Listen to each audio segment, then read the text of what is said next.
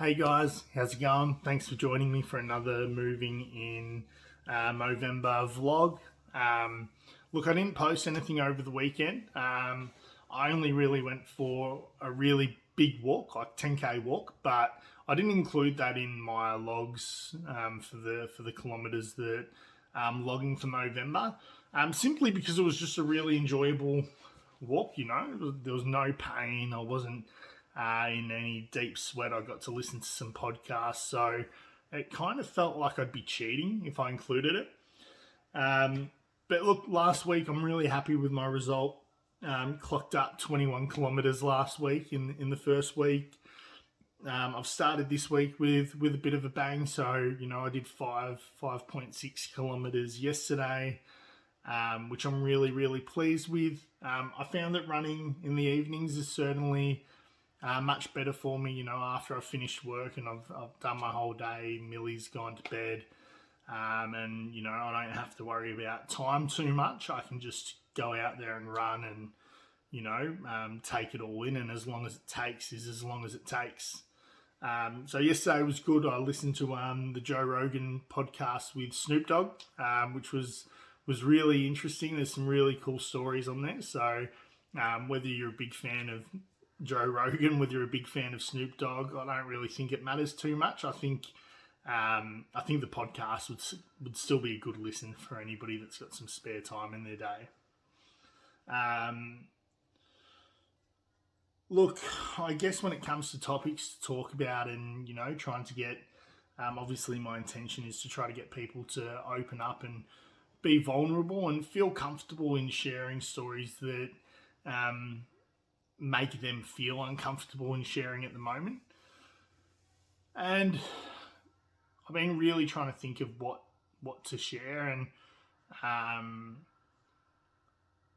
look, it kind of comes back to the more hairier topics, and to be honest, topics that I don't feel super comfortable with talking about all the time. But you got to put your money where your mouth is, and if I want people to open up and feel more comfortable about just sharing the things that impact them, then I have to lead by example. So I want to talk about something that certainly had a really long-term impact on my mental health, and it's really all about abandonment. So if I take you right back to the start, I was born back in December of 1987. My mum was really young. She was, I think, 14 when she fell pregnant with me, and 15 when I was born.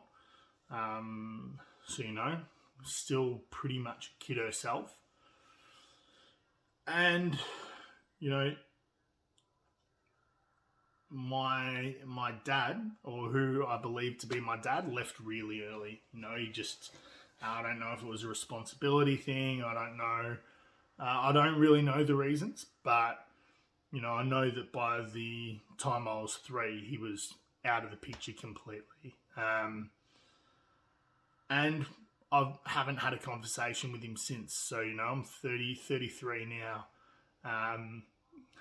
It's been 30 years, I guess, since I've had any conversation with my dad. And, there were at times there were question marks about whether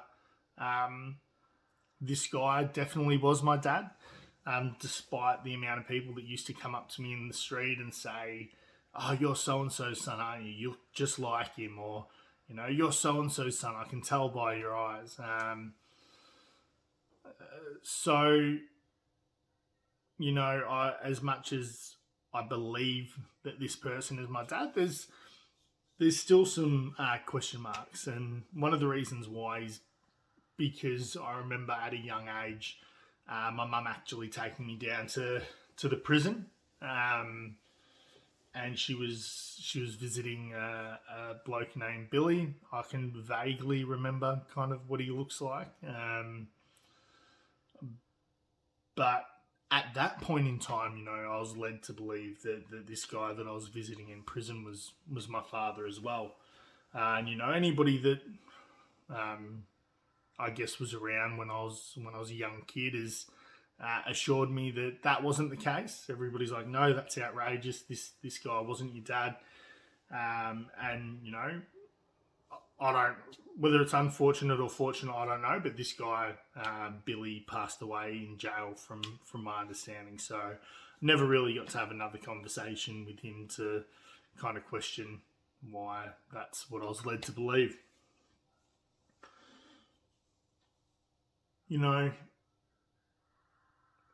Regardless of who, that biological father is, the issue still remains. And, as an adult, I've grown to not worry about it too much. But as a kid, you often think to yourself, what's wrong with me? You see people, their dad's picking them up from school. You see the dad's coaching sport. You hear people say, oh, my dad did this and my dad did that. And, as a little kid, it's really hard because it's really easy to put it on yourself and just wonder, well, if he's not around, what did I do wrong? Is it that he didn't love me? Is it something that I could have stopped? As a kid, you just wonder why he's not there, and it just always plants a seed of abandonment in your mind. You get really worried about all those personal connections, all those close relationships, because if one of the people that's meant to be there, for your whole life, for your upbringing, bails so early, and by the way, has a big, huge family of their own, and raises them, and must be a father that sticks around for them. Again, you just really question, how can you be there for them and not me if you know that I'm there. So some of those things really dwelled on me for a lot of years, and you'd find yourself getting really emotional, especially on Father's Day. And I've been blessed with a beautiful daughter that is certainly a wild child, but is the most amazing little human being in the world. And one of the beauties of that, and one of the really amazing things, is that a day that for all of my life I've held in such